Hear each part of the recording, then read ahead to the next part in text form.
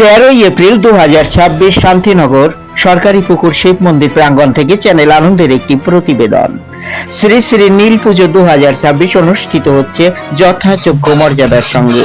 দ্বাদশ বর্ষের নীল পুজো উৎসব চলবে 4 দিন ধরে। গঙ্গা বাড়ি আনায়ন পর্বের মধ্য দিয়েই শুরু হয় 4 দিনের অনুষ্ঠান। দূর দূরান্ত থেকে ভক্তরা এসে পুজো নিবেদন করেন এই শিব মন্দিরে। নোয়াপাড়া বিধানসভার তৃণমূল কংগ্রেস প্রার্থী ত্রিনাঙ্কুর ভট্টাচার্য, বিজেপি প্রার্থী অর্জুন সিং, মনপুর গ্রাম পঞ্চায়েতের প্রধান নির্মল কর সহ অসংখ্য গুণীজনেরা এদিন শিব মন্দিরে নীল পূজায় অংশ নেন। 14 এপ্রিল 2026 মঙ্গলবার অনুষ্ঠান সূচিতে রয়েছে সান্ধ্যকালীন অনুষ্ঠানে নৃত্য অনুষ্ঠান। 15 এপ্রিল 2026 বুধবার সকাল 10 ঘটিকায় অঙ্কন প্রতিযোগিতা।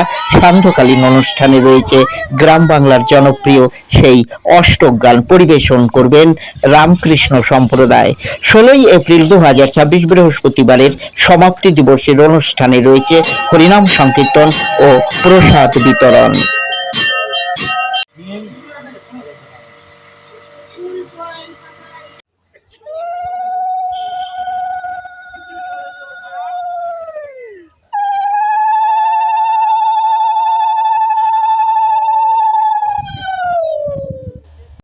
আজ সরকারি পুকুর শিব মন্দিরে নীল পুজো উপলক্ষে উপস্থিত হলেন অর্জুন সিং। তিনি ভক্তি শ্রদ্ধায় পুজো নিবেদন করলেন সরকারি পুকুরের শিব মন্দিরে।